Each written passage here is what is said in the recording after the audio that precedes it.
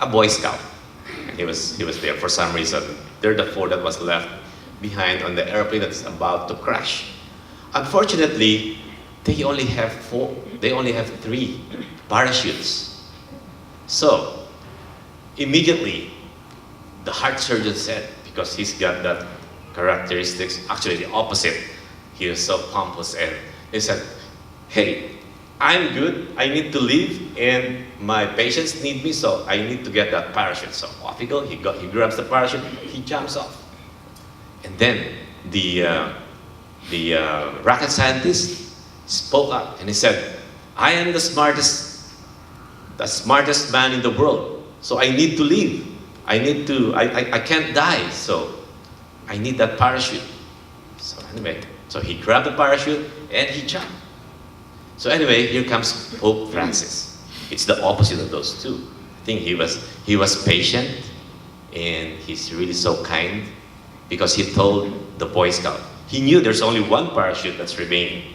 And Pope Francis said, here you go, boy. You take the parachute. I am old. I'm ready to meet our Creator. So you can take the parachute, and I will stay here in the airplane. But the Boy Scout said, no, Your Holiness, we actually still have two parachutes. And then Pope Francis said, how can that be? We only have three parachutes. I don't know. The boy said, that's Smarty Pants just grabbed my backpack, and he actually jumped off. So here we are. We have still two parachutes. So see, brothers and sisters, if you love your neighbor, you'll get a good reward.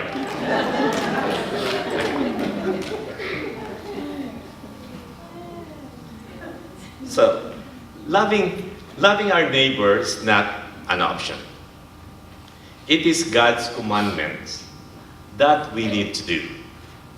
Jesus himself has emphasized this several times in his teachings. We are to love our neighbors not only as we love ourselves, but as God loves us. Jesus gave us a lot of examples, like washing the feet of his disciples. This shows, loving our neighbor by serving them. But what is it that Jesus did which symbolizes the ultimate love for us? Anybody? Exactly.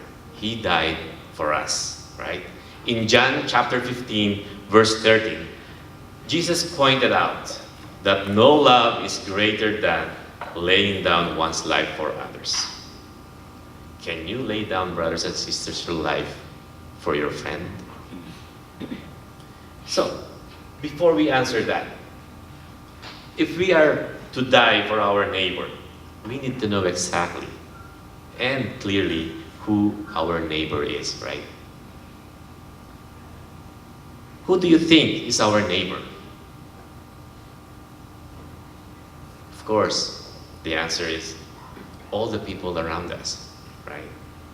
It's for everybody. Jesus' teaching about who is our neighbor is best described in the parable of the Good Samaritan. Right? Here, he did not directly answer the question to avoid being selective. Right?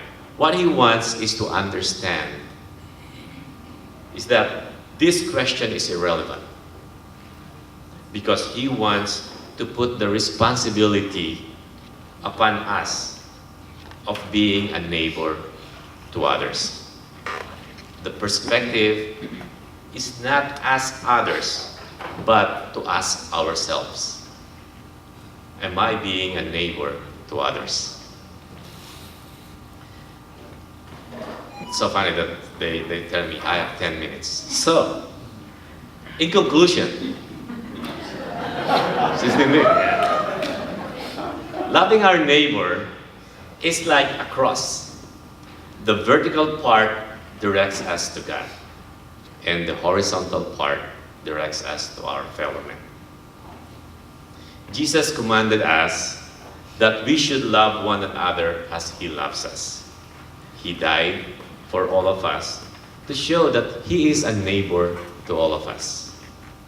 Loving our neighbor is not an easy task. And in fact, It is impossible to do without God's grace. But God gives it freely and generously. All we need is ask for it. And with that, brothers and sisters, may God be praised.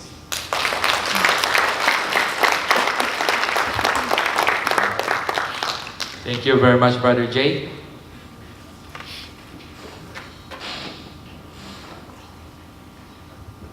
Okay, brothers and sisters, we made some changes to our groupings. If you have been here last week or during the first session, because one thing that we found out, we lacked the time, especially during